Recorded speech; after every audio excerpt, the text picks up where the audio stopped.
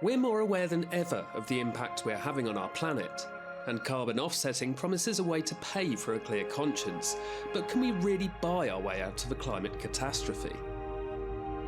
A lot of companies and individuals are worried about their carbon footprint, but there are some emissions that are just unavoidable.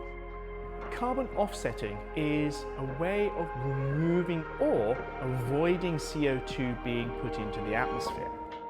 There are two major ways we can do that. The first one is reforestation, whereby we actually plant trees and that sucks CO2 out of the atmosphere. The other way is to avoid emissions. So for example, we can pay countries to not deforest an area of land. We can also support renewable energy, which stops them emitting carbon through their fossil fuel energy generation. When an offset project can show it's avoided or reduced CO2 or equivalent greenhouse gas emissions, it's awarded a carbon credit. Usually measured in metric tonnes, these can then be traded on a carbon market. Carbon markets emerged as a way for governments to comply with emissions targets, first drawn up under the Kyoto Protocol. Known as compliance markets, these operate using a legal framework, but the idea caught on, leading to voluntary markets for carbon offsetting. The reason why it's really important that people are aware of this is because offsetting right now is being supercharged. And that's largely because businesses and governments across the world are feeling pressure from citizens, from campaigners, from their investors. In the voluntary carbon market space, there is very, very little regulation, if any. It is a sort of Wild West. Amazon now has a goal to be net zero carbon by 2040. Today, that means relying on high-quality carbon offset projects. We're seeing big airlines telling their customers that they can fly guilt-free, they can fly carbon neutral. We're seeing all sorts of products being labelled carbon neutral.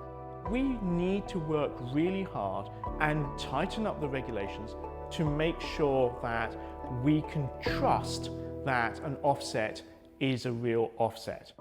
One of the key concepts is additionality. Does the money that you pay make the project happen? For example, in rich developed countries, renewable energy is going in anyway because it's cheaper than the fossil fuel alternative. Many people worry about permanence. We all know that if we plant a forest, then perhaps somebody 20 years into the future can come and cut it down.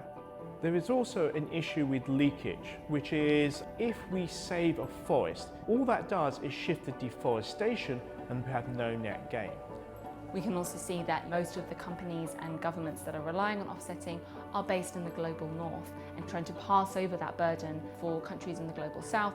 We're seeing a lot of companies relying on huge amounts of land that can lead to the erosion of land rights, particularly for indigenous communities. It can also have a really perverse impact on biodiversity because that priority is about how can we grow something that is going to absorb carbon. So despite the challenges, can carbon offsetting help in averting a climate disaster?